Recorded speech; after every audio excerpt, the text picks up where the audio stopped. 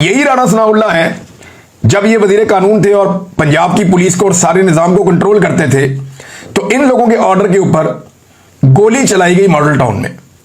और जब वहां गोली चलती है तो उसमें 14 लोग शहीद हो जाते हैं, जाँ बहक हो जाते हैं, और उसमें दर्जनों लोगों को गोलियां लग जाती हैं, लोग अस्पतालों में पहुंच जाते हैं, खवातीन के मुंह के ऊपर गोलियां मारी जाती हैं, हामला खातून जो है उसे शहीद कर दिया जाता है।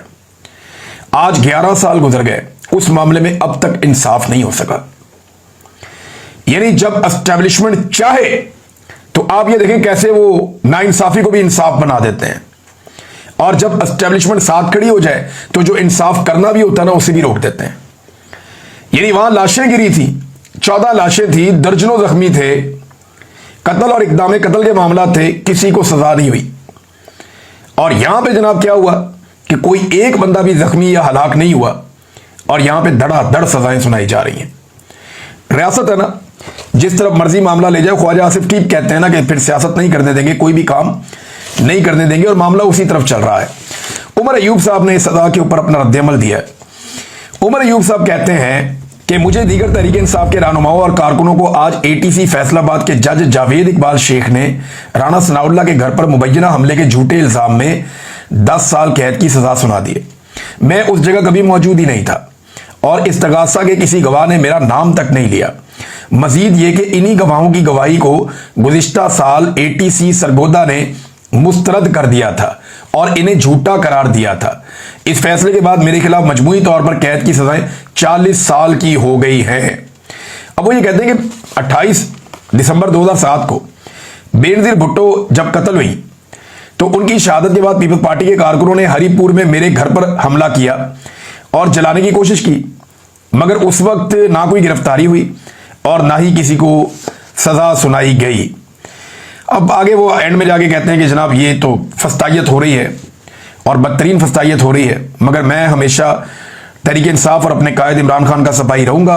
इंशाल्लाह इमरान खान पाकिस्तान के वजीर आज़म बनेंगे। ये जनाब कह रहे हैं उमर अयूब साहब, उनका रद्दअमल है। वो गए ही नहीं उस तरफ जिस तरफ मुकदमा उन पर डाल दिया पकड़ के, तल्ला की कोई नहीं। और जितना नुकसान बेनजीर की शहादत के ऊपर पीपल्स पार्टी ने किया था उसकी तो मिसाल ही कोई नहीं मिलती।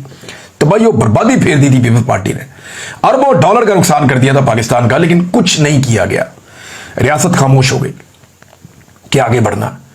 लेकिन ये 9 मई के अंदर जो है ना एक जिद पकड़ी हुई और इसको बहाना बनाकर एक पॉलिटिकल पार्टी को विक्टिमाइज किया जा रहा है, दीवार के साथ लगाया जा रहा है। ये बहाना है और कुछ नहीं है।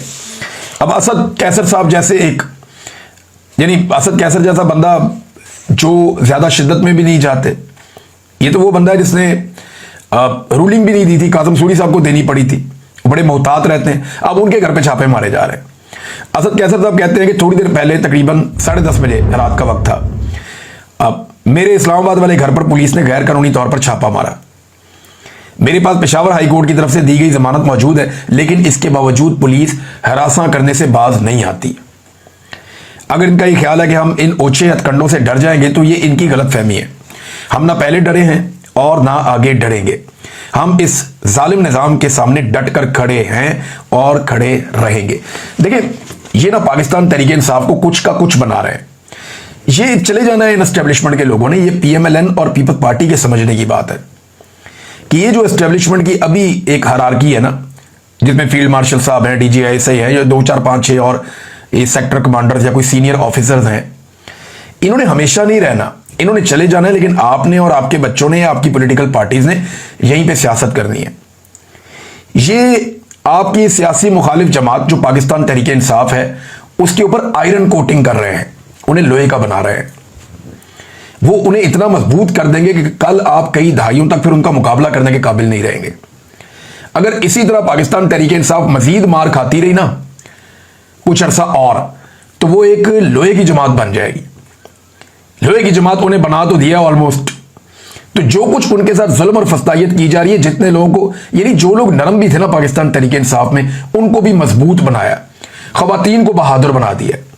कोई और पॉलिटिकल पार्टी उनका मुकाबला करने का सोच ही नहीं सकती मजहबी सियासी जमातों के अलावा। यह बात पीपल्स पार्टी और PMLN के सोचने की है। यह बात बाकी पॉलिटिकल पार्टीज के सोचने की है। जमहूरी पॉलिटिकल पार्टीज हैं कि एस्टेब्लिशमेंट उनका भला कर रही है या उनके लिए एक मुस्तकिल बहुत ताकतवर मुखालिफ पैदा कर रही है। अब ये तो हो रहा है, बहरहाल ये लोग तो चले जाएंगे अपनी नौकरियों से रिटायर होके, तो बाकी जिन्होंने निमटना है वो जाने और उनका काम जाने।